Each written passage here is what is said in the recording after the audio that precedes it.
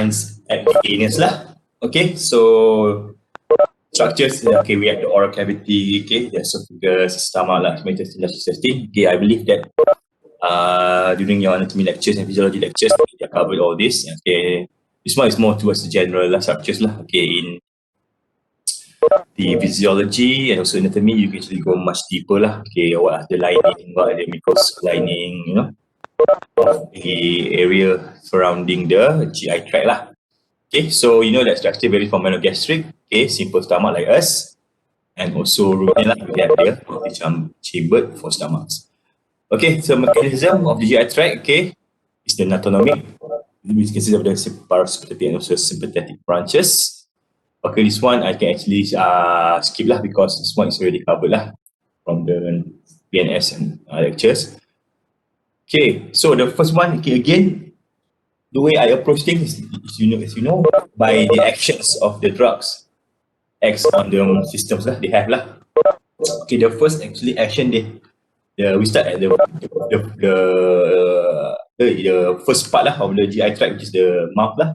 So the first drug is actually called as antisilox. Okay. Alright, drugs that decrease salivary flow lah. Okay. So used to limit the flow of excessive saliva, okay, which often occurs secondary to anesthetic drug use. Okay. So examples of drugs that are used as antisilox are anticholinergics, okay, such as glycopyrrole and also atropine. So that's why prior to surgery, atropine is also used as a pre-medication, okay, before anesthesia, so that actually it reduces the amount of saliva flow okay, production, so that they will actually easier for us to actually intubate the animals for surgery. You know what's intubate? Meaning that to insert the endotracheal tubes. Because what if we have a lot of saliva and then actually goes into the trachea, and later on goes into the lungs, and then we will have to have problems later on okay, the lung will be flooded with water and mucus Alright. So next group is actually the antidiarrheal. Okay, so the antidiarrheal works, okay, by decreasing the peristalsis, okay, for allowing absorptions from intestinal contents Okay, so there are actually 5 groups of drugs that actually can perform an antidiarrheal effects. The example of the group is actually anticholinergics, okay, protectants and absorbents, opiate-related agents, probiotics, and metronidazole, which is actually it's anaerobic bacteria antibiotics used for anaerobic bacteria. Okay, the first group, which is the antidiarrheals, okay, anticholinergics, they are used to treat tenesmus You know what's tenesmus? Okay, tenesmus is like this spelling error because not tenesmus, tenesmus.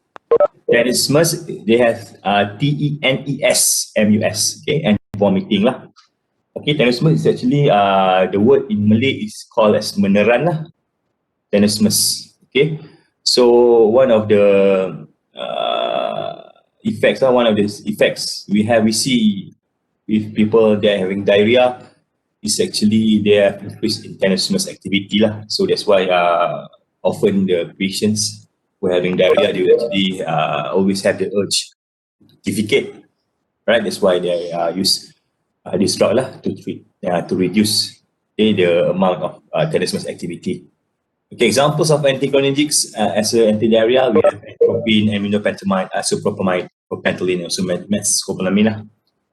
Alright, so they have side effects of dry mucous membrane, urinary retention, and also tachycardia and constipation. Okay, if it's used, let's say, for example, excessively, okay, they will actually cause constipation because the feces will become hardened. So difficulty for it to defecate Okay, so that's for anticholinergics. So antidiarrheals, okay, such as protected and absorbers group, okay. They coat the inflamed intestinal mucosa with a protective layer.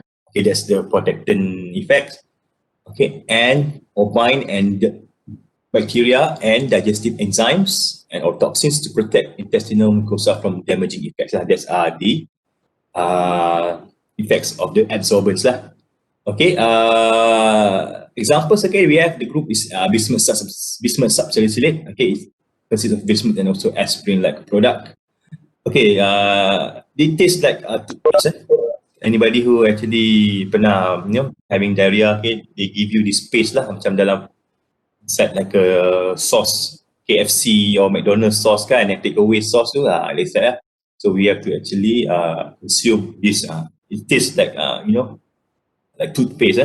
You take toothpaste and also try to eat the toothpaste. Macam tu lah rasa bismuth subsalicylate lah. Alright. Also, we have kaolin and pectin. Okay, they have also the same effects as bismuth subsalicylate. And activated charcoal lah. Activated charcoal, mostly they have the absorbent effects lah. Okay, they don't really actually promote or coat the inflamed intestinal mucosa lah. Okay, activated charcoal more towards absorbent effects. Okay, so again same for any use of antidiarrheal, they will have a side effects of constipations. Okay. Next is actually the opioid-related agents. Okay, controls diarrhea by decreasing both intestinal secretions and the flow of feces and increasing segmental contractions lah.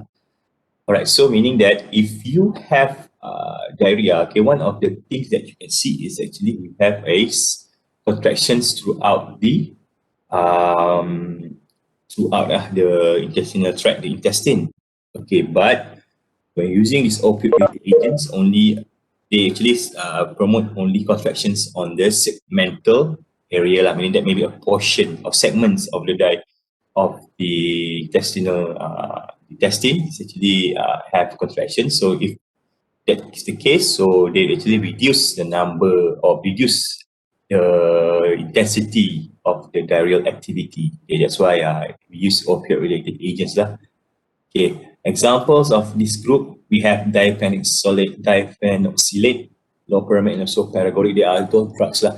Okay, the example that I give you is actually the ingredients lah. Okay, if you go to any pharmacies, they have a lot of trade names lah. Okay, so if you want to see which drug is which, okay, please check the labels or any the ingredients. Okay, put into the labels in the drugs and to see which one is the active ingredient used as the antidiarrheals lah. Alright, side effects we have increased in CNS because it's opiate-related agents. We should see some CNS depressions. Okay, ileus. Right, you know what ileus mean? What is ileus? Anybody knows? Ileus. Doctor, is it lack of movement in the intestine? Okay. Actually, it's a lack of movement lah. Okay, lack of movement in certain area of the intestine lah. Okay. So that one is that actually will lead up to blockage lah. Okay, there will be some lack of movement, something to as like an anti-peristaltic lah. So if we use the drug, okay, in excess, okay, we have these effects lah in which it will actually stop. In diarrhea, we have an active movement of the intestine. So when we have ileus, it's actually the opposite of the peristaltic movement. Okay, so again, we also have urine retention. Okay, we have also bloat. Bloat, we have accumulation of gas inside the abdominal wall. Okay, abdominal cavity, and also constipation as well. Alright, the next group is actually the probiotics. Okay, probiotics is used as to seed the GI tract with beneficial bacteria. It's based on theory that some form of diarrhea are caused by disruptions of the normal bacterial flora of the GI tract. Okay, that's why we use antidiarrhea. Okay, this is actually not considered as drugs because most of the examples is actually like food, like plain yogurt with active cultures, okay, and also a variety of treatment products lah. One of them is actually, yang Yakult kan, Lactobacillus calciferota, the active ingredient lah. Lactobacillus calciferota is actually a probiotic. Okay, Later on, we have lecture on growth promoter. And I will actually explain more on this probiotics. Alright. So that are the examples plain yogurt Sounds delicious pagi-pagi yogurt. But it's actually plain yogurt bukan yogurt yang ada perisa, kambing golek ke, rendang ayam, tak ada dia plain yogurt Alright. Next is, the last one is actually antidiarrhea. It belongs to the metronidazole antibiotics It is a theory regarding development of diarrhea that anaerobic bacteria may increase due to disruption of the normal GI tract in animals anaerobic bacteria such as giardiasis. You know giardiasis? They are all anaerobic bacteria meaning that the bacteria thrive in an environment where they actually lack of oxygen They actually survive in that such as giardiasis. What else? We have anaerobic bacteria. I only know one giardiasis Okay, so I think I remember. So one of them is actually to use the antibiotic effective against this anaerobic bacteria Okay, you can actually read more on anaerobic bacteria, what kind of bacteria can cause diarrhea. Okay, and one of them is actually metronidazole Okay, if later on during your 4th and 5th year when you enter the wards okay, you can see, as I said before, you can see a lot of kids with parvovirus, coronavirus. Okay, so one of the symptoms is actually diarrhea shooting diarrhea. Okay, so one of the symptomatic treatment given to this animal is actually to use metronidazole Okay, given through IV, so that we can actually kill the bacteria and reduce the diarrhea conditions in these animals. Okay, so therefore anti-diarrhea. So the opposites of anti-diarrhea is actually laxative. Okay, laxative can loosen the bowel contents to encourage evacuations of stool. So laxative helps animals evacuate without excessive straining. Okay, treat chronic constipation from non-dietary causes and also movable intestinal blockages and evacuate the GI tract before surgery, radiography or diagnostic procedures Let's say you want to do endoscopy okay, endoscopy, or maybe you use sorry, not endoscopy, colonoscopy. Okay, we insert the probe or the camera through the rectum, through the colon to see any bleeding or any cause of intestinal blockage. So we give laxative so that we can clear off the area surrounding the colon, so we can actually have a much clearer pictures Okay, if laxative, okay, this word like cathartics are harsher laxative and purgatives are harsh cathartics Okay, I think we can skip this one. I'm not sure what this thing means actually, but okay, we can ignore this Okay, I won't put it inside sense or whatever. Okay, right. Laxative. Yeah, we have actually 4 types of laxative. Okay, groups. Okay, the first one is actually the osmotic laxative. How does osmotic laxative mechanism is that they actually pull water into the colon, okay, increase water content in the feces, okay, thereby actually increasing bulk and stimulate the peristalsis. Okay, so if we use osmotic laxative that contains salts or saline products, okay, it can actually cause some electrolyte imbalances. So that's why when you give this laxative, osmotic laxative, make sure that also at the same time give also some kind of therapy so that actually can restore the electrolyte balance Okay, example of osmotic laxative. Okay, the most commonly used is actually lactulose Okay, lactulose is the most commonly used osmotic laxative. Okay, even you go down UVH. Okay, most of the laxative use actually lactulose. You also can use sodium phosphate with sodium biphosphate, magnesium sulfate, and also magnesium hydroxide. They are all osmotic laxative. Okay, so stimulant, another type of laxative. Okay, increase peristalsis by chemically irritating sensory nerve endings, intestinal mucosa. Just like macam ni stimulant ni more like like this compound they go and tickle the nerve endings lah and sensory, so that the intestine becomes uncomfortable, so they will defecate lah. Something like that lah. Okay, so it chemically use chemicals to irritate the sensory nerve lah. Okay, so when it's actually become irritated, they will actually induce the animals to defecate lah. So they are given orally, so they can actually absorb systemically, okay, and cause variety of side effects as well lah. Okay, example of stimulant laxative we have, for example, phenolphthalein, also castor oil lah. Have you pernah movie tak? Based on true story about this things called Lorenzo oil. Pernah tengok tak this movie Lorenzo oil? It's based on true story.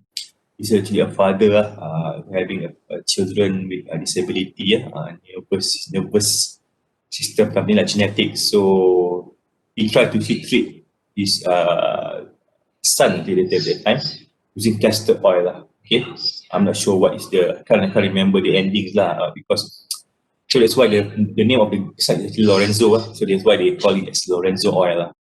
Well, actually watch the movie is quite interesting lah, because they actually the perseverance and the persistence of the father to actually prove everyone wrong.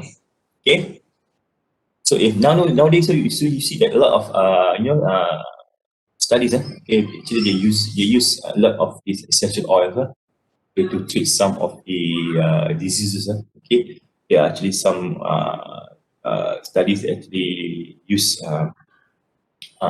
like oil, example like oil, lavender oil, whatever, to actually promote immunostimulation and stuff like that. Okay, but that one's not really based on a few studies, but to go deeper on this, we have to actually go and do some further scientific exploration and studies to see whether the effect is actually true or not lah. Okay, so another objective we have is emollients.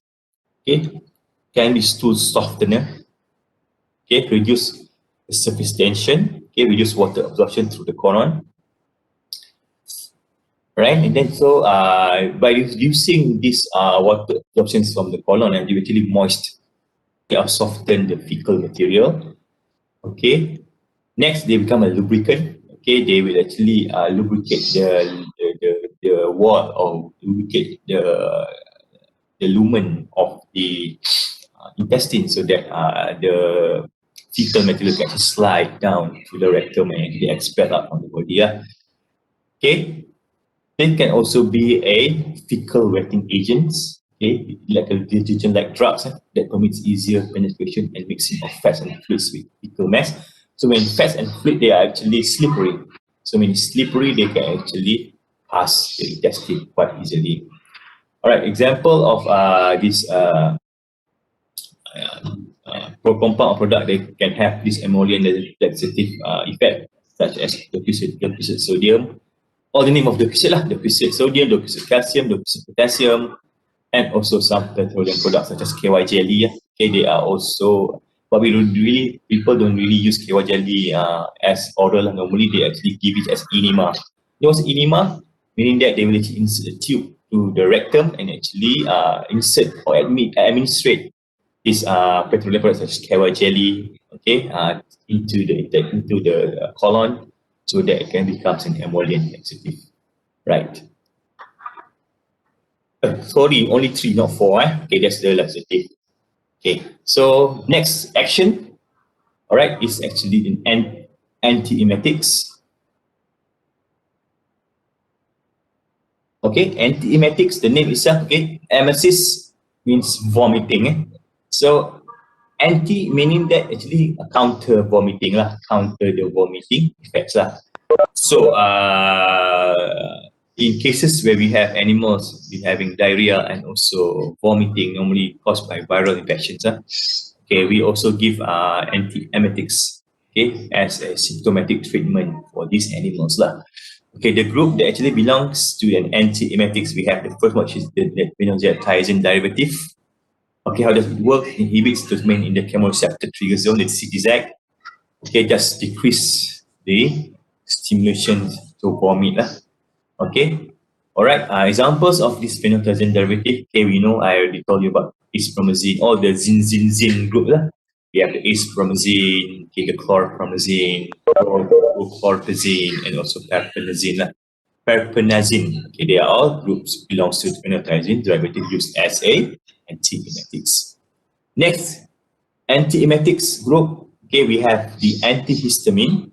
Okay, right, antihistamines controls vomiting when the vomiting is due to motion sickness. Okay, vaccine reactions and also some inner ear problems lah. Okay, anybody here actually having motion sickness? Okay, if you go into boats, before a boat ride, so normally people will actually prescribe you if you have a motion sickness. People will actually prescribe you with this white tablet, a small tablet. Okay, there are actually antihistamines lah. So such as brand trade names such as Zyrtec. Zyrtec is one of the most famous antihistamine that available in the market. Okay, can be used as and can also used to basically control vomiting lah. They actually block inputs from the vestibular system to the CTRTZS, chemoreceptor trigger zone lah. So we have one of the most commonly used for animals is the diphenhydramine. Okay, alright. Okay, next group which is belong as an antiemetic is the anticholinergic groups. Okay, so I don't want to actually explain more on this because we already know about this lah. Okay, so they block the acetylcholine peripherally and okay, decreases intestinal motility and secretions. Okay, we have examples. Okay, you know lah, atropine is the most commonly used lah. Anticholinergic used also as an antiemetics. Okay, so far you guys can follow or not? Okay, if I'm too fast, okay, or whatever, please let me know. Okay. So still can follow. I don't think you guys actually your head is in the class. You have PK. What test? Attend 30. What subject? Physiology. Clinical skills. Clinical skill. Oh, clinical skill got test The clinical skill macam hands-on thing. Clinical skill okay, tak. Alright, I will try to be quick. Alright. So another group which is belongs to the antiemetics action is the procainamide derivative lah. Okay, work centrally by blocking the CRTZ peripherally by speeding gastric emptying and strengthening cardiac sphincter tone and increasing the force of gastric contraction. Okay, means by peripherally spreading gastric emptiness, emptying is actually not for you to actually by vomiting again the gastric content. It's actually speeding the gastric, actually meaning that they actually push the gastric content into the intestine, okay, instead of actually go into vomiting lah. Okay, they expel out through vomiting. Okay, so again, precautions needs to be made before you use this drug because if this animal is having GI obstruction, meaning that when it's have GI obstruction, so by actually speeding the gastric emptiness, it will actually cause the cardiac sphincter tone to be, or the increasing the force of gastric contractions to be increased. So they will actually much more, will actually exacerbate the obstruction and also if the animal is having hemorrhage, gastric hemorrhage, they will exacerbate the hemorrhagic situation.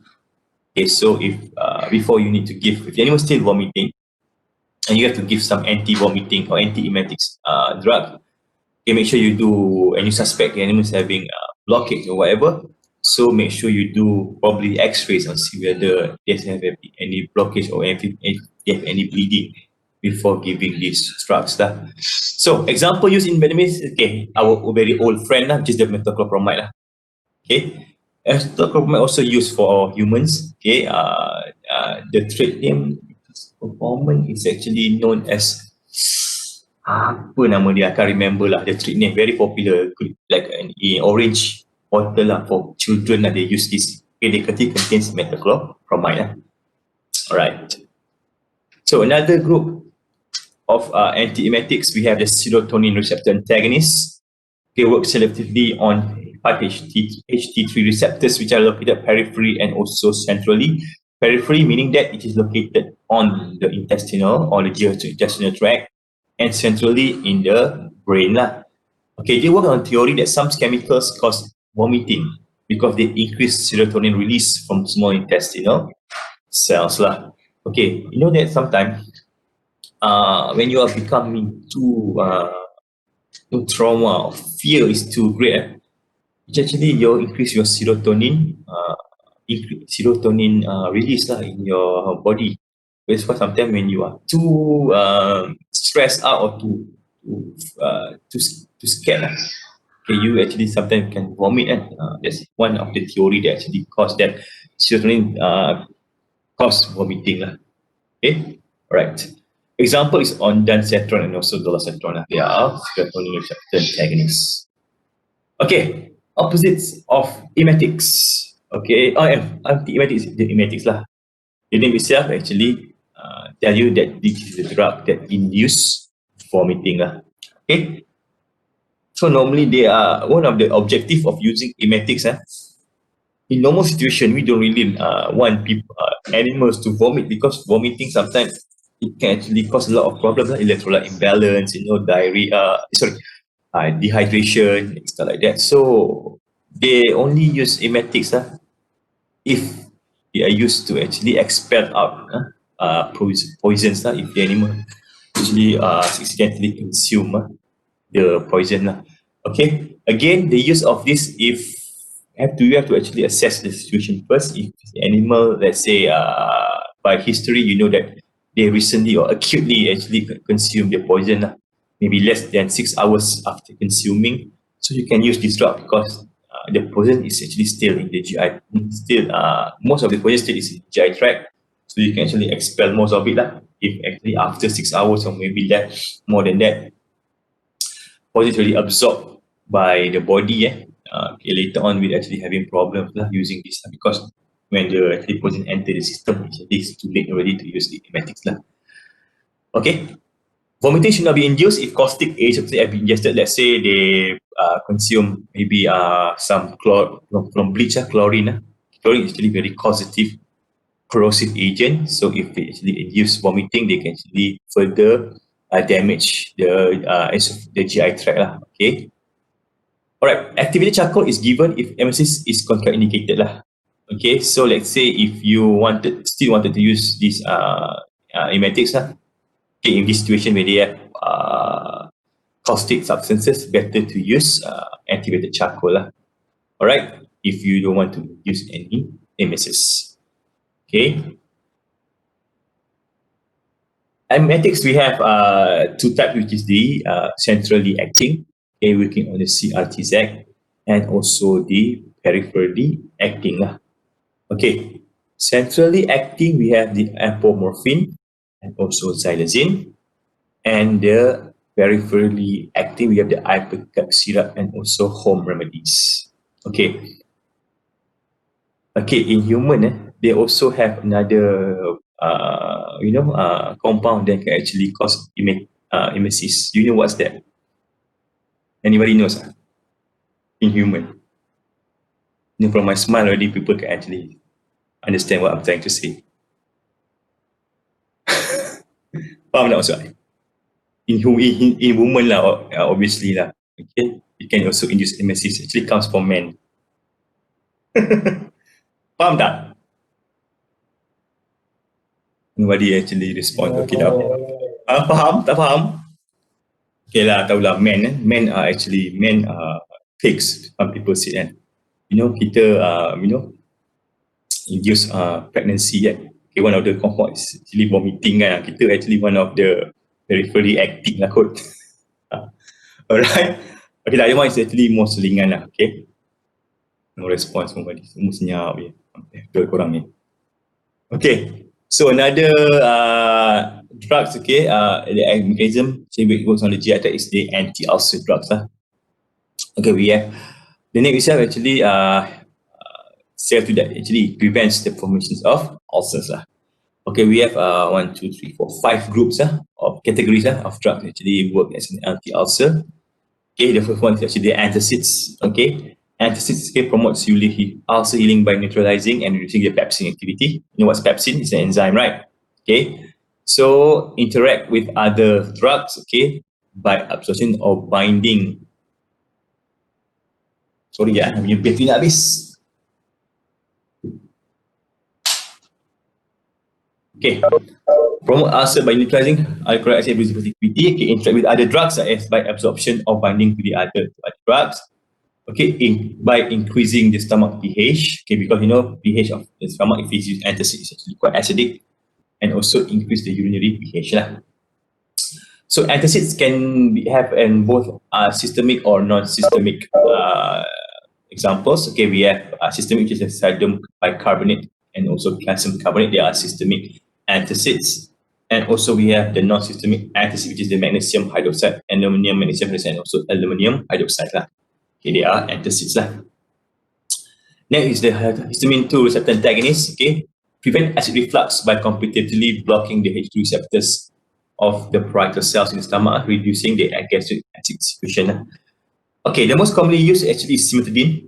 Okay, cimetidine is the most common H2 receptor antagonist. Okay, ranitidine and famotidine is another group as well. And also another group is actually the mucosal protective drugs. Okay, it's combined with this protein to form an adherent substance that covers the ulcer and protects from stomach acid and also pepsin. Okay, example is cyclophosphamide. Okay, another also drugs group, which is the prostaglandin analogs. Okay, a suppressor gastric secretion and increase mucus production in the GI tract. Okay, right. There are example is misoprostol. Okay, which is usually given to animal taking NSAIDs lah. Okay, one of the adverse effects of using NSAIDs okay, one if you use it overdose, one type of NSAID, or if you use two NSAIDs at the same time. Let's say you use have you belajar anti-inflammatory belum? Drugs belum lagi dengan Dr. Arifah. Buat assignment je. Assignment, okay. You know that if you give two NSAIDs at once, they can actually have effects of actually promoting ulcers lah. So okay, if this is the case, you can give misoprostol lah, okay, to prevent the ulcers from forming in the stomach. Next group is actually the proton pump inhibitors. Okay, bind irreversibly to the HK-ATP enzyme, was the base of the parietal cells of the stomach. Okay, this inhibits hydrogen ion transport to the stomach so that it cannot secrete hydrochloric acid. Okay, so one of the example is actually omeprazole and also lansoprazole. They are all proton pump inhibitors. Okay, so panjang ini macam ni. Okay, we have another group of drugs works on the GI tract, which is the anti-foaming drugs. Okay, this one is exclusively to the ruminants lah, because only in ruminants normally they eat a lot of if the animal ruminants actually happens to eat a lot of legumes all these kacang plants okay, legumes. So one of the at the same time they eat a lot of grains okay, or maybe some concentrates, for example. So they actually subjected to acute frothy bloat lah. Okay, macam teh tarik kan ada froth kan, foam lah, macam itulah lebih kurang. So we use these anti-foaming drugs, okay, to make this foam less stable. So breaking it up into promote gas release through belching. You know what belching means? Okay, you guys selalu lah kan dekat makan kan. Dulu I selalu tengok satu pergi KFC ke apa kan, tu perempuan ni memang lawa, tapi bila tengok dia belching je alamak, cancer nak jadi orang. Okay, belching is like senawa kan, see ruminant kan, when they actually belching it's quite prominent, you can see the sound lah.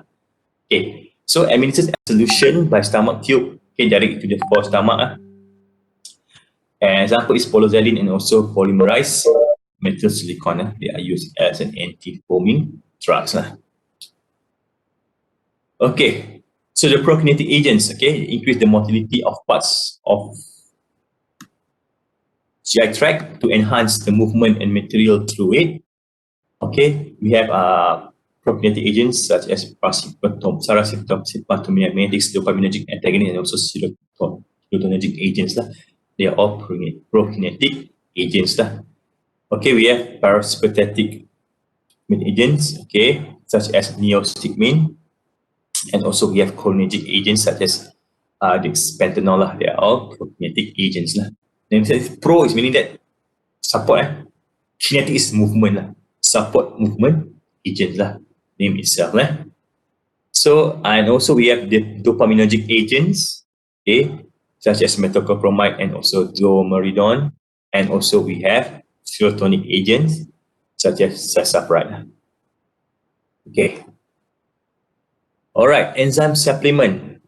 Okay, they are actually not drugs lah, they are more supplement lah. Okay, they are supplemented to animals in the diet, okay, if the pancreas is not functioning properly lah, such as in pancreatic exocrine insufficiency. So, okay, the enzyme supplement, kita want exogenous enzyme, okay, such as pancreolipase and also, okay, contains primary lipase, it also contains amylase and also protease, okay. Alright, they can be irritating to skin on contact and to nasal passages and food inhalation because they are enzymes. So enzyme, the function is actually to devour. Okay, so they have a very corrosive effects lah. So if you want to handle these enzymes, make sure you wear gloves, okay, and maybe take extra precautions lah before delivering to animals. Okay, you guys want to continue or you guys want to stop? Stop lah, because I think I am the lecture respiratory system drug. I can cover this one next week lah, before we start our pre-therapy practical lectures. Okay, any question? Okay, supposedly I need to give you the format for your presentation next week. But thing is, I have a format. Actually, the one is actually more towards if you have a physical, physical lectures or physical meeting or discussion, something like that. So I haven't actually decide yet. I have to talk to my team and even decide yet what type of presentation we can use for online thing lah, like for your PBL lah. So but okay, make it this way. I will actually contact Mira, your course lab for PPE 170. By tomorrow is the latest lah. I can actually give you the format lah for the presentation. Ataupun memang you guys actually concentrate first for your test at 10:30 this morning kan. So later on, I will actually tell you the format tomorrow lah. Okay? Okay, Kau team? Okay. Alright. Okay. Alright. So we adjourn this lecture for next week. Okay, Nimalan, your next week lecture is Dr. Darifah kan? But the practical session on Friday, today is actually will be Dr. Ubaid, next week is with me. So we're going to start the practical next week after your Dr. Darifah lecture at 10 lah. Okay? So good luck for your test. All the best. Okay, see you guys. Yes? That means our practical next week is after 10, is it? For next week? Is it in the afternoon? Next week, if you have tests at 10, we can do in the morning. Okay, doctor. Okay, all right. So let me know, Nimalan. Let me know in advance so that we can actually plan lah. Let's say tiba-tiba Dr. Farina kan, dia nak buat pula test next week ni 2:30 pagi memang kita have to change lah. If say nothing, then let me know. Okay? So alright, good luck guys with your test. Okay, see you guys next week on Friday. Okay, Assalamualaikum and good luck. Salam. Okay, bye. Bye. Thank you, doctor. Waalaikumsalam. Have a good day.